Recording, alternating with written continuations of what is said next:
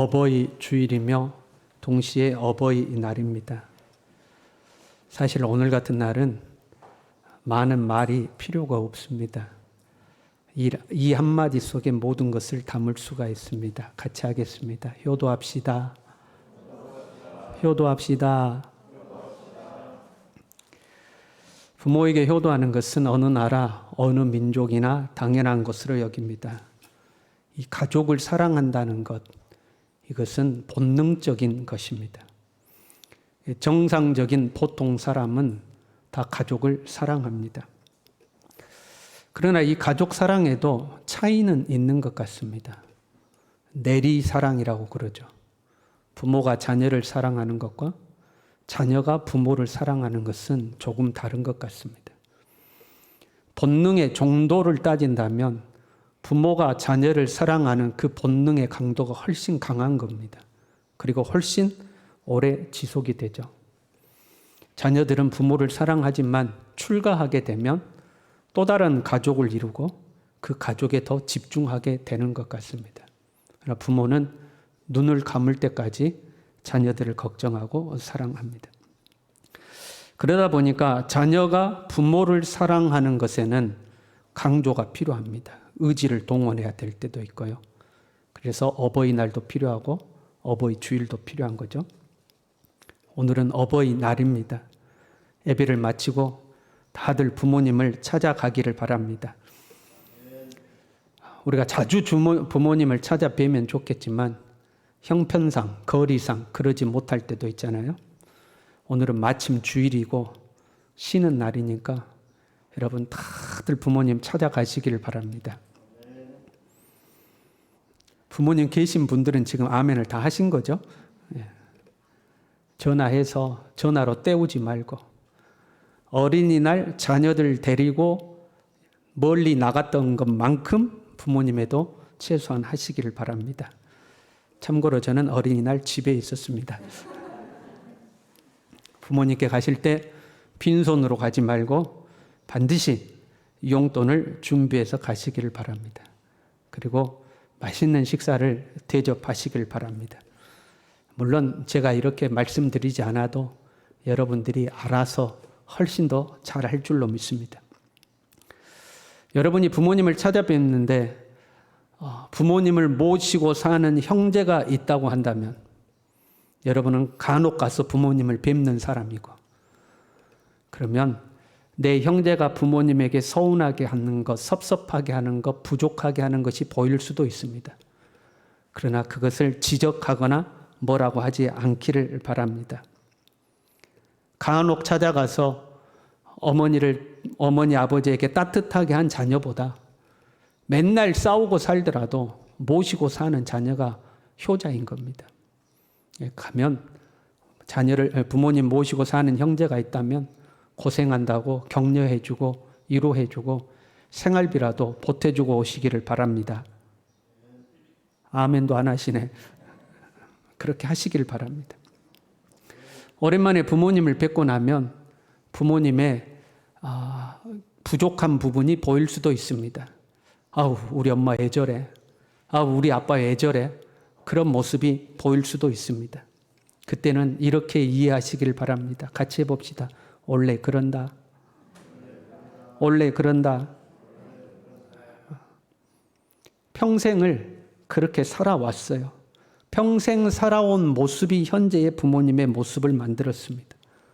이제는 우리가 부모님을 이해하고 이제는 우리가 부모님을 보듬어야 하는 거지, 엄마 이거 고쳐, 아빠 이거 고쳐, 이래서는 안 되는 겁니다. 부모님을 뵙고 돌아오는 차 안에서 부부간에 꼭 이런 이야기 하시는 분이 있어요. 당신 엄마는 왜 그래? 말하는 모양새를 보세요. 당신 엄마래, 당신 엄마. 당신 엄마는 왜 저래? 당신 아빠는 왜 저래? 그러면 다툼이 일어나는 거죠. 우리가 부모님을 찾아뵙고 부모님께 용돈도 드리고 부모님의 마음을 즐겁게 해드리는 것 중요한 거예요. 여러분 오늘 꼭 그렇게 하시길 바랍니다. 그러나 그것과 함께 우리가 꼭 해야 되는 효도가 하나가 있습니다. 만약 우리 중에 부모님이 살아 계시는데 아직 예수님을 안 믿는 부모님이 계시다면 여러분 꼭 예수님을 전하시길 바랍니다. 부모님에게 예수님을 전하지 않으면 그것보다 더 큰 불효는 없습니다. 부모님에게 반드시 예수님을 전해서 살아 계시는 동안 예수님을 믿도록 만들어야 합니다. 좋은 옷 해드리고 맛있는 거 사드리고 용돈 드렸어요. 그런데 부모님이 예수님을 안 믿어요. 그러면 그것들이 다 무슨 의미가 있겠습니까? 어느 날 부모님이 돌아가셨어요. 그런데 그 부모님을 천국에서 만날지 못 만날지 확신이 없어요. 애매해요. 그것보다 더 큰 불효가 어디 있겠습니까? 부모님이 천국 가면 반드시 다시 만날 수 있다는 그 소망을 남기고 돌아가실 수 있도록, 혹시 부모님 중에 아직 예수님 안 믿는 부모님이 있다면 꼭 예수님을 전하시길 바랍니다. 그것이 최고의 효도입니다. 부모님은요, 나이가 들수록 약해져요. 약해질수록 자녀에게 의지하는 마음이 커져갑니다. 젊어서는 자녀들 말을 절대 안 들었어도 나이가 들면 약해져서 무너지는 공간들이 생겨요. 거기에 자녀가 사랑을 베풀면 들어갈 수 있는 공간이 생기는 겁니다. 그러니 여러분 포기하지 마시고 날마다 부모님 찾아가시길 바랍니다. 날마다가 안 되면 일주일에 한 번이라도 찾아가고 한 달에 한 번이라도 찾아가고 날마다 전화라도 해서 계속 조르시길 바랍니다. 교회 다니셔야 된다고, 예수 믿으셔야 된다고, 복음을 전해야 돼요. 우리 중에 자녀가 예수 믿지 않는 자녀가 있다면 그 자녀에게도 날마다 복음을 전해야 됩니다. 협박이라도 해서 예수 믿게 만들어야 됩니다. 마찬가지로 우리 부모님 중에 예수님을 안 믿는 부모님이 있다면 포기하지 말고 예수님을 전해야 합니다. 혹시 병상 중에 누워 계시더라도 포기하지 마십시오. 호흡이 붙어있는 한 귀는 열려 있다고 그러니 숨을 거두는 그 순간까지라도 포기하지 마시고 예수님을 증거해야 됩니다. 그것이 예수 믿는 자녀가 예수님을 믿지 않는 부모에게 할 수 있는 최고의 효도인 겁니다. 포기하지 않고 예수님을 전하는 겁니다. 우리 중에는 현재 부모님이 없는 사람도 많이 있습니다. 그런데 여러분, 육신의 부모만 부모는 아닙니다. 우리에게는 영의 아버지, 우리의 참 부모이신 하나님이 계시는 줄로 믿습니다.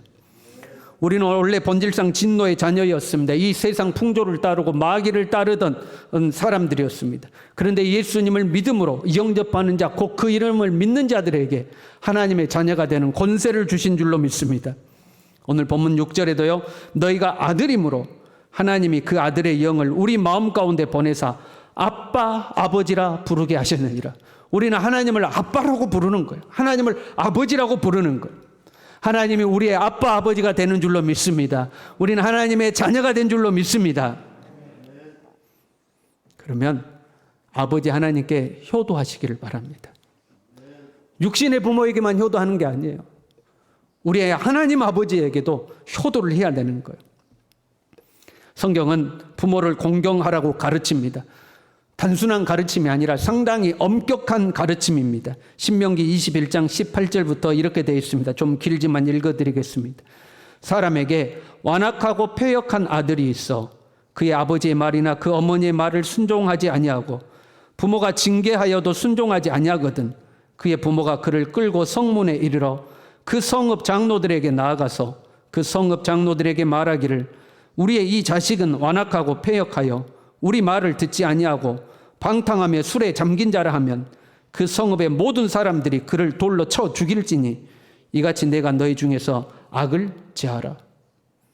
부모에게 순종하지 않는 아들이 있으면 돌로 쳐 죽여라 할 정도로 부모 공경, 부모 순종을 중요하게 생각합니다. 왜냐하면 성경에서 가르치는 부모 공경은 단순히 인륜을 거스리는 폐륜을 저지르지 말라, 도덕적으로 윤리적으로 그것이 옳다 해서 가르치는 말씀만은 아닙니다.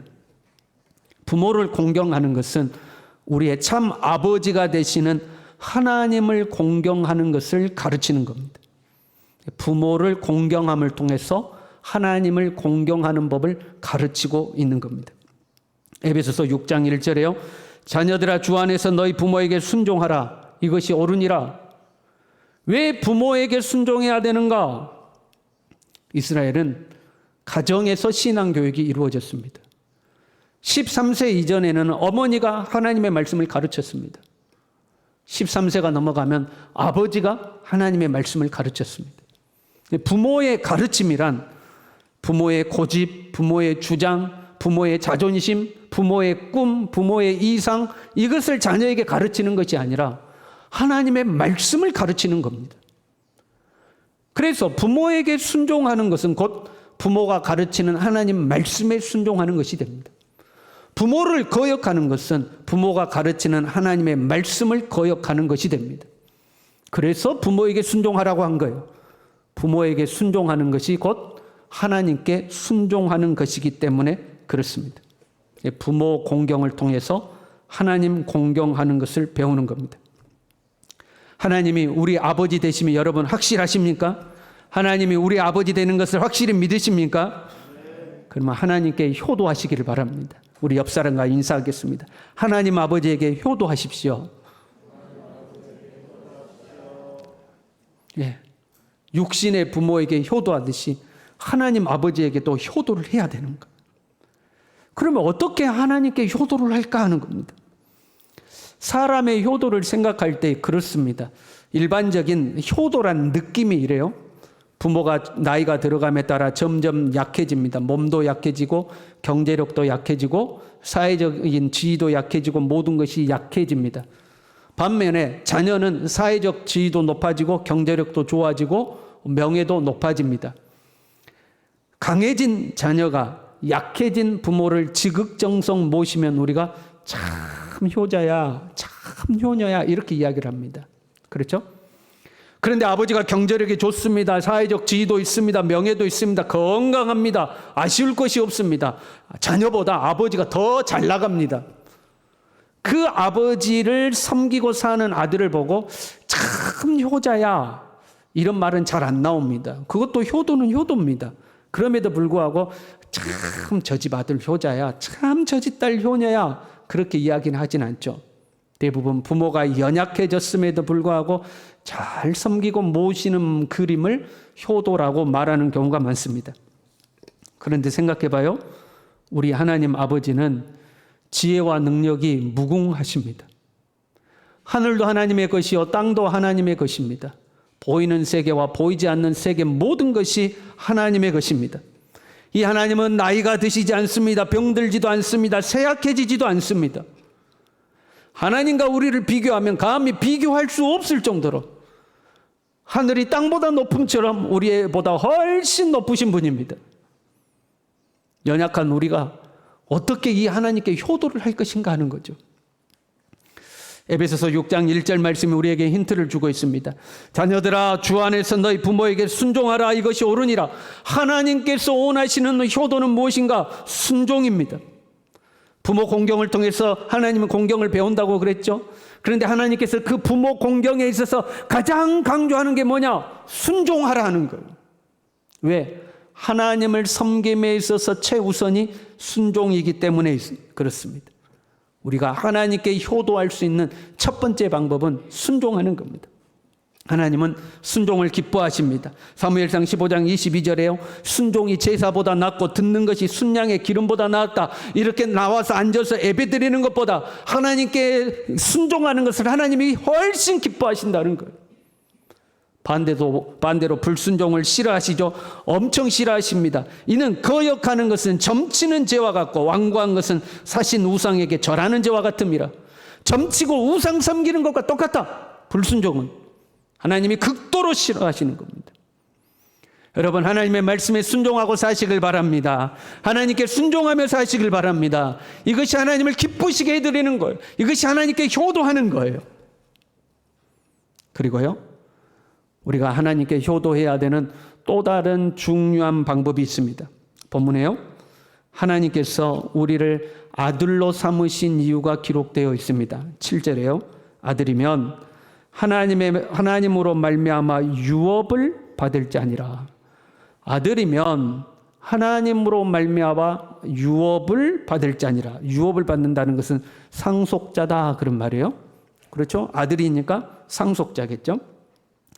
비슷한 말씀이 로마서 8장 15절부터 기록되어 있습니다. 너희는 다시 무서워하는 종의 영을 받지 아니하고 양자의 영을 받았으므로 우리가 아빠 아버지라고 부르짖느니라. 동일하죠? 아빠 아버지라고 부르짖어요.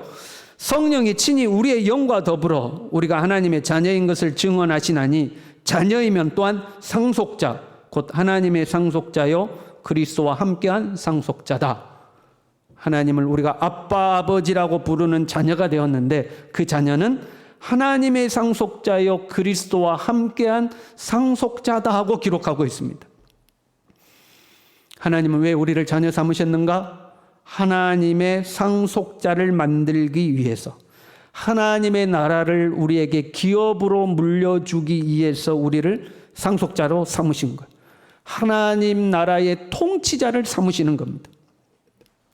디모데후서 2장 11절에요. 미쁘다 이 말이요 우리가 주와 함께 죽었으면 또한 함께 살 것이요 참으면 또한 함께 왕노릇할 것이요. 왕노릇한대요. 왕노릇.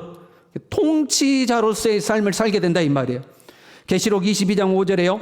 다시 밤이 없겠고 등불과 햇빛이 쓸데없으니 이는 주 하나님이 그들에게 빛이심이라. 그들이 세세토록 왕노릇하리라. 하나님의 자녀된 우리가 그리스도와 함께 영원토록 왕노릇한다 하고 기록되어 있어요. 하나님이 저와 여러분을 왕노릇하라고, 통치자 되라고, 하나님 나라의 상속자 되라고 자녀 삼으신 줄로 믿습니다. 우리는 통치자로 부름을 받은 거예요. 사실 하나님은 처음부터 우리를 다스리는 자로 만드셨죠. 사람을 처음 만드시고 다스리고 정복하라고 명령하셨거든요. 그 다스리는 자로 우리를 만드셨어요. 그런데 우리가 범죄함으로 이 다스리는 권세를 잃어버린 거죠. 그런데 예수님이 이 땅에 오셔서 우리의 죄의 문제를 다 십자가에서 해결하시고 우리를 다시 자녀 삼으시고 이 다스리는 권세를 회복시키신 줄로 믿습니다. 우리는 하나님의 자녀로서 다스리는 자로 살아야 돼요. 통치자로서.